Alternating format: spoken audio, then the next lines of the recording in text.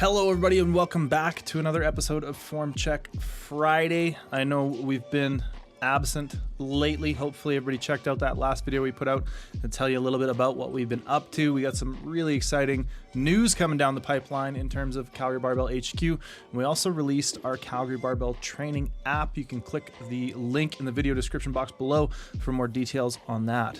But without any further ado, our friend Alan here, I believe, has been left hanging since last video. So I'm going to go ahead and pull his video up here and let's take a look. All right. So Alan says he's been powerlifting for about 5 months. He took his deadlift from 285 to 460 pounds, which, dude, that's good. You're doing good. All right. He says he struggles with patience off the floor and that his hips rise a little early. So I can definitely see what you're talking about in this sort of setup. And I think one of the reasons that your hips might feel like they're rising a little bit early is I think we're putting them a little bit too low. I think you're prioritizing getting your hips close to the bar, which is a really common cue. And in some cases is absolutely the right cue. But I think in other cases, it leads you into this sort of posterior pelvic tilt position where we're going to end up having some difficulty with lockout as we go through. Now, it looks like with this weight, at least, you're locking out pretty darn well. But as you go through these lifts, you'll see we're sacrificing more and more of this like mid and low back position. So what I'm going to recommend is when you set up, don't worry about getting quite so upright. Push your hips down and back. And this has been something we've been talking about a ton in the app Discord and our live streams, all that kind of stuff. We talk about this a lot. Down and back with the hips to try to get a little bit more of an anterior pelvic tilt position, a little bit more extension through the mid and low back. And a lot of that times, that's going to change the strength curve just ever so slightly so that we're going to feel like it's a little bit tougher off the floor, but it's really going to save us, especially with those high-end sort of near maximal loads when it comes to locking out the deadlift. So that's going to be really important and is definitely something I want you to try to consider. That's probably the biggest reason why the hips are rising, because number one, we're just putting them too low, right? If we push them down and back, we're going to start with a slightly higher hip position anyways, and then we're going to end up with less of that hip rise. You'll be able to kind of catch the quads right off the floor, which I think is maybe a little bit more ideal. Up next, we have Jasmine. So Jasmine says that she's been training about 3 years, and 1 year of that has been strength focused. Now, she claims this is 85 to 90% of her 1 rep max, but she's also doing a set of 6. So either, Jasmine, you are very, very good at reps at a high intensity, or your max is maybe a little bit higher than you think it is. In any case, it doesn't really matter. She's wondering if she's hitting depth. She's wondering if squat shoes would help a little bit. And she's noted that she has a little bit of butt wink, and we can see her kind of low back moving into the bottom a little bit. She kind of loses balance a little bit on this last rep. She said you can count that or not count it. It was either a set of 5 or a set of 6, one of the two. So a couple of things we're noticing right off the hop here is, number one, when you're initiating your squat, Jasmine, you're going into a lot of anterior pelvic tilt. We're going to talk about pelvic tilt today, I guess. This is going to be a recurring theme. So basically, we look at the hips. If we're looking at it from the side, here's the hips, here's the spine, right? Super rudimentary drawing. But you can look at, okay, so this is anterior, this is posterior. So this is the person's head, this is the direction they're looking, right? Okay, super quick anatomy lesson. Now, imagine that this is full of water. This is a bucket full of water. Anterior pelvic tilt means we're going to lose the water out the front side. So basically you're arching your low back and extending your low back. Posterior pelvic tilt means we're going to lose water out the back side. So you're kind of rounding your lower back underneath you. So in the previous deadlift, he was in a posterior pelvic tilt and Jasmine's going into an anterior pelvic tilt. Now, neither is wrong for any reason or anything like that, but one of the reasons we're seeing so much movement in your low back and pelvis here is because when you initiate the squat, you're going into anterior pelvic tilt. So you're arching your low back, maybe excessively. So when we start the squat, you can see the first movement is you really kind of push your hips back and you arch your back like this. So what I would recommend to combat that a little bit is to pull the ribs down in front, maybe change your gaze from here to here, and try to imagine allowing yourself to tilt instead of trying to stay super upright as you descend. So you'll see as we go into the bottom, your low back kind of flattens out into a more neutral position from the initial extended position that you had when you sort of started the descent of your squat. Now that change from extended to neutral can feel like and look like butt wink and result in the lifter losing a little bit of tightness and a little bit of the bracing, which when we lose bracing in the bottom is oftentimes when we see this knee valgus. Now, knee valgus isn't like an injury risk or you're not going to blow out your ACL or anything like that. But what it is indicative of is losing tightness, right? So one of the things I'm going to recommend for you, Jasmine, I think your depth is okay. This is a really bad angle for depth. I would say if you want to check for depth, film straight on from the side at about hip height. That's going to give you a way better indication of depth.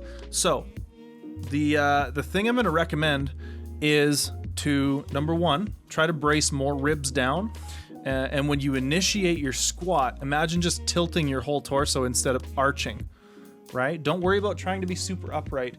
Use your trunk, brace it tight, allow it to tilt, and then sit straight down. And also I'm going to recommend you maybe bring your stance in a little bit. Heeled shoes, maybe not. It's tough to sort of anticipate for a lift or whether or not they'll help.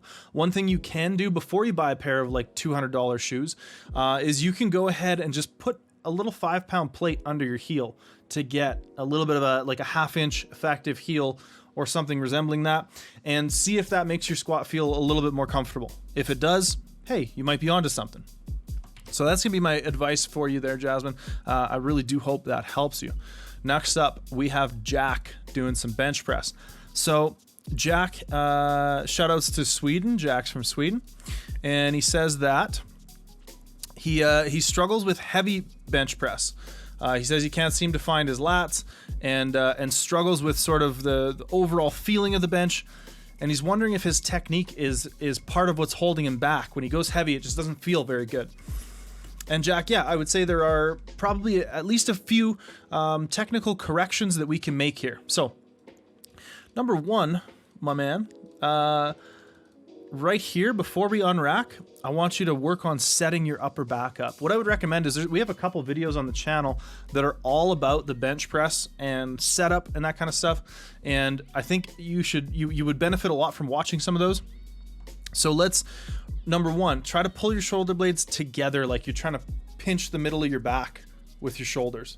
Number two, try to pull the shoulders down so it's going to pop your chest up. And what that's going to do is it's going to create just a little bit of an arch here. When we see that little bit of an arch from the side, we know we're in a pretty good position. Because you can see what happens when you unrack here, Jack, is your shoulders are really shrugged up. And we want your shoulders the opposite of shrugged up. Okay, so we want to pull those shoulder blades down really hard and try to get into a good position. Here, shoulder blades are really far forward and really far up. That's not what we want. What we want is the shoulder blades down and back. Those are the two movements we want to try to move the shoulder blades there, and we want to try to keep them there the whole time we're bench pressing. Next, as you descend to your chest, what happens is your forearm ends up flaring out back this way. So we end up with your elbow behind the bar. We kind of want the opposite to happen. So when you're touching your chest, I want your elbow to be slightly in front of the bar. And the reason for this is, if you have whatever, some inanimate object where there's weight here and you push on this point upwards, what's going to happen as you push this up, this is going to go back. And that's what we want. We want that bar to go back and up when you bench press. When you press the bar off your chest, the sort of ideal bar path is for that bar to come back off the chest and then up. Now, the inverse is also true. If this is your elbow and this is the weight, when we push up on this, the bar is going to fall out this way. So if the bar comes out this way off the chest, it's getting further from the joint producing the force. So leverage is working against you off the chest. So that's kind of the opposite of what we want to see. And then after that, you can get into leg drive and the tightness of the touch and stuff. But I think for now, let's focus on that upper back position, the shoulder blades, and let's focus on where that elbow's tracking when we get onto the chest for the touch. And I think if you can make those couple of changes stick, I think you're going to see your bench skyrocket, my man. All right. Up next is Dennis. Dennis is doing some deadlifts.